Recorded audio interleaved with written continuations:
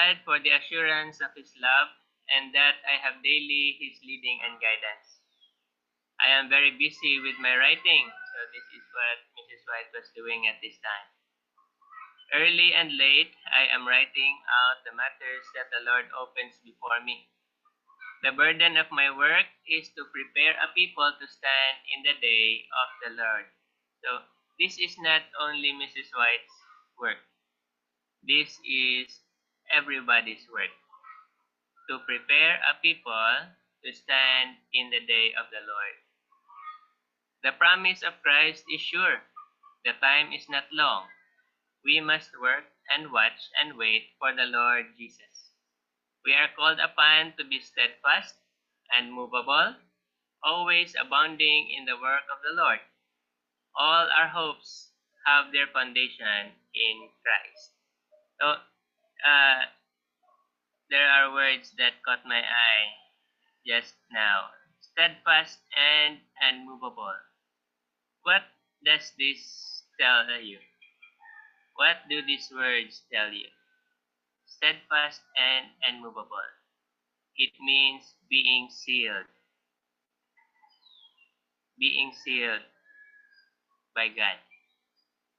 The sealing is settling into the truth that when the crisis comes, we will not turn away from God, even at the face of death. So this is sealing, my brethren. This is our burden.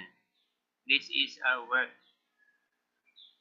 To seal people for heaven. To prepare a people to stand in the day of the Lord.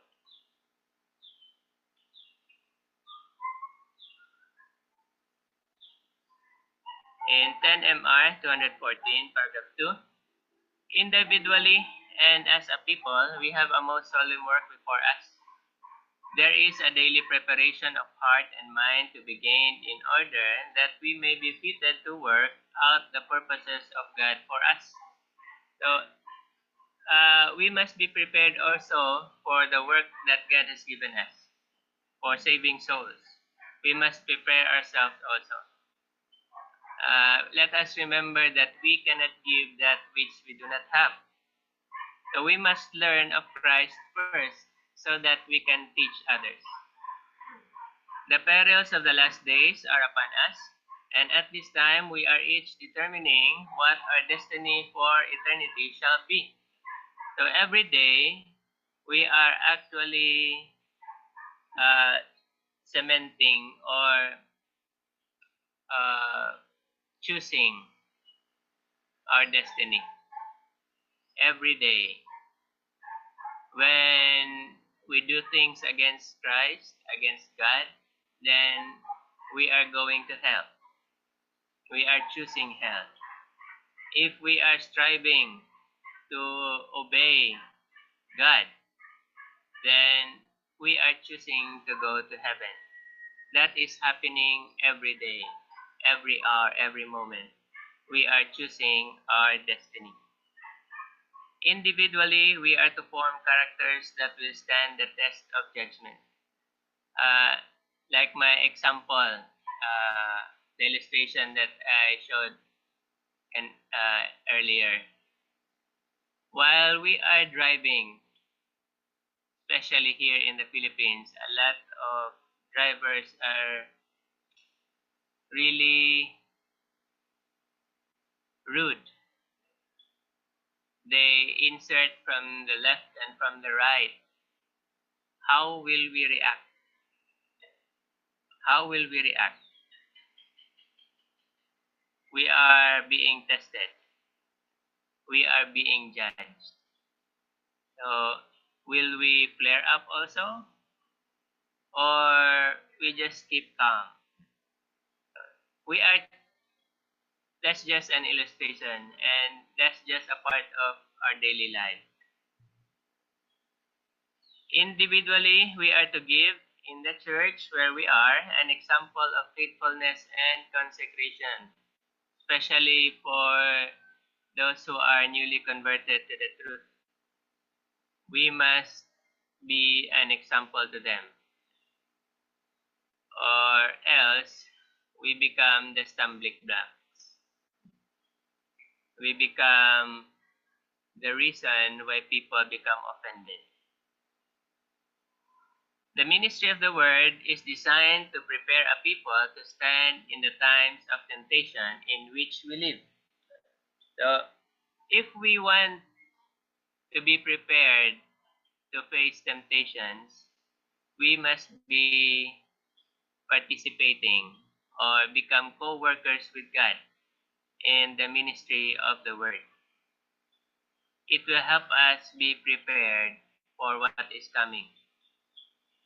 The church members are to cooperate with the work of ministry by revealing in the life the principles of the truth, that no word shall be spoken or act performed that will lead into false paths or create a condition of things that God cannot approve.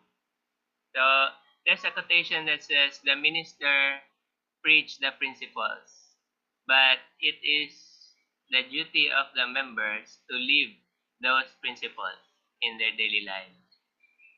And it is only when that situation is achieved, it says there that the people of the world will believe that we have the truth.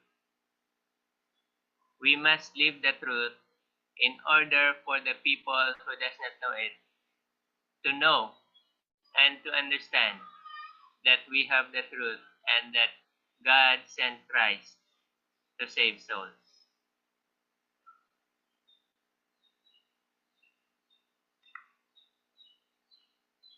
19 MR 264, paragraph 2. The talents God has given men and women are not all alike, for he would have one supply the need of the other. So this is why we are interdependent upon each other. There are talents that I do not have, which you have, and we will share each other's talents to have a perfect ministry. He desires his workers to help one another in the discharge of their various duties and the thorough accomplishment of the work to which he calls them. So this is what God wants us to do, to be able to help, to become help to each other. What I lack, others will supply, and what they lack, I will be supplying them. So it will, we have an interdependent relationship with each other. We cannot do this work alone by ourselves. We must work as a body. Just like the feet will help us move from place to place, and the hand will help us carry things. The eyes will help us see where we go, and the mouth will help us speak or sing. The ears will help us listen. The heart will supply us with the blood that will give strength to the body. So that's just an illustration of how God wants us to work to become a help to one another.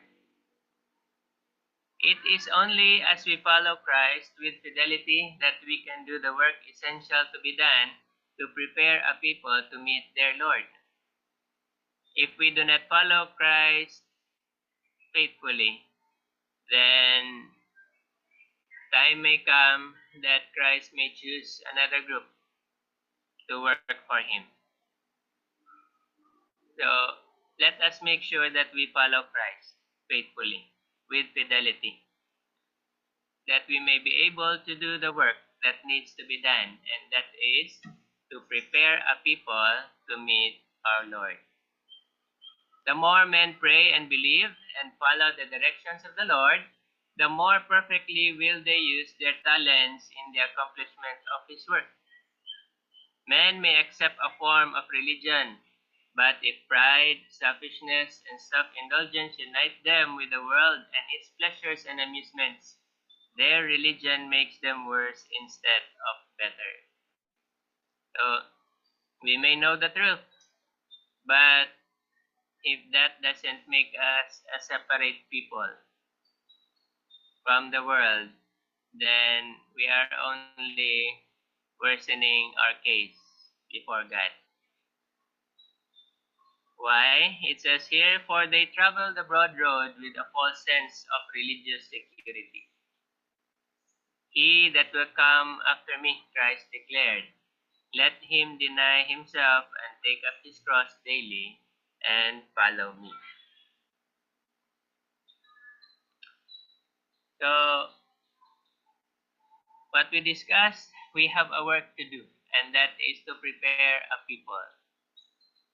That work will also help us individually be prepared to meet Christ. So, let us strive to be part of this work, that we ourselves may be prepared also. In Proverbs 11:25, it says here, the liberal soul shall be made fat, and he that watereth shall be watered also himself. When we share the truth to others, we are actually sharing the truth to ourselves also. We are confirming it in ourselves. We are making it a truth for us. We are helping ourselves when we help others. Proverbs 11:24, there is that scattereth and yet increaseth, and there is that withholdeth more than is meet, but it tendeth to poverty. So let us not be stingy when we share the truth. Let us not be stingy. Let us give. Freely ye give, freely ye receive, freely ye give. Luke 6:38, give and it shall be given unto you, good measure, pressed down and shaken together, and running over shall men give into your bosom. For with the same measure that ye meet withal, it shall be measured to you again. So we are not really losing anything when we share the